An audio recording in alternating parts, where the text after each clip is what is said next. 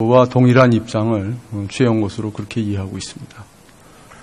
우리나라 사드 배치를 이제 차관님은 이제 외교 전문가시니까 국회에서 논의하고 동의 절차를 밟게 되면은요, 많은 외교적인 전략적인 카드도 많이 나올 수도 있고, 아까 말씀드린 것처럼 미중 정상 간의 어떤 회담에 대한 여지도 우리가 줄 수 있습니다.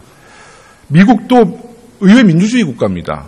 사드 문제를 국회 비준 절차를 밟겠다는 것은 미국도 거부할 수 없습니다. 혹시 국회에서 비준 동의 절차, 우리 외교력을 강화시키고 외교적인 카드를 쓸 수 있는데 어떻게 생각하십니까? 그 국회 비준 동의 문제에 대해서는 이미 정부에서 여러 차례 입장을 밝혔고요. 또 법제처장께서도 말씀을 하셨습니다만은 기본적으로 이게 이미 국회 비준 동의를 받은 한미 상호 방위조약, 또 소파에 따라서 무기 체계를 들여오는 문제이기 때문에 국회 비준 동의가 필요 없다는 게 일단 정부의 입장으로 되어 있습니다. 참 무책임한 말씀이십니다. 사드 문제는 원래 국회 비준 동의 사항이었죠. 그런데 현금 보상을 하지 않고 토지 막교환이라는 형식을 통해서 국회 비준 동의 절차를 피해가는 겁니다. 편법을 쓰고 있는 겁니다. 차관님 그거 아시면서 그렇게 답변하시면 안 되죠. 그리고 아직도 이 문제는 법적으로 국회 동의 절차를 안 받아도 된다라는 유권 해석에 대한 확정판은 없습니다. 근데 왜 그렇게 대답을 하세요? 그게 지금까지 하여튼 정부의 입장이고요. 또 정부의 입장이 그렇다는 점을 설명드렸습니다. 그러니까 국회 동의 절차를 가정했을 때 어떻습니까? 외교부 차관으로서 또 장점도 있고 득도 있겠죠?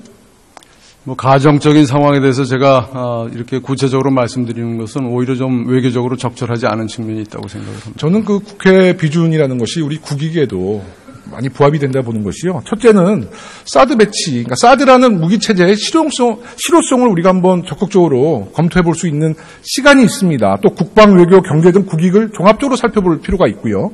둘째는 배치를 기정사실화하지 않고 국회에서 논의함으로써 대치 국면의 미중 관계의 협상의 여지도 만들어줄 수 있고 냉각된 한중 관계의 시간도 조절해줄 수 있습니다. 셋째는 국회 비준 동의를 거친다면 사드 배치로 인한 국론 분열도 통합시킬 수 있는 좋은 안입니다. 사드를 하자 말자가 아니라 국회 비준 동의를 거치면서 국민과 함께 지혜를 짜자는 거예요. 어떻게 생각하세요? 정부의 입장은 하여튼 이미 말씀드린 바와 같다는 점을 갖다 다시 한번 말씀을 드리겠습니다. 마음의 생각이 있는데 말씀을 못 하시는 것 같습니다. 표정 보니까. 아닙니다.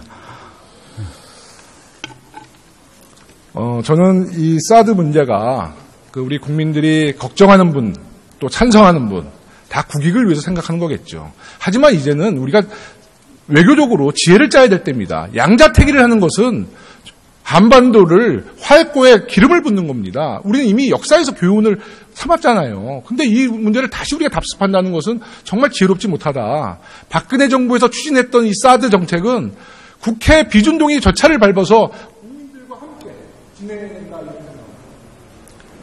대외안보 문제는 아까도 말씀을 드렸습니다마는 초당정으로 일관성 있게 추진해 나가는 것이 나라의 이익을 위해서 도움이 된다고 생각을 합니다.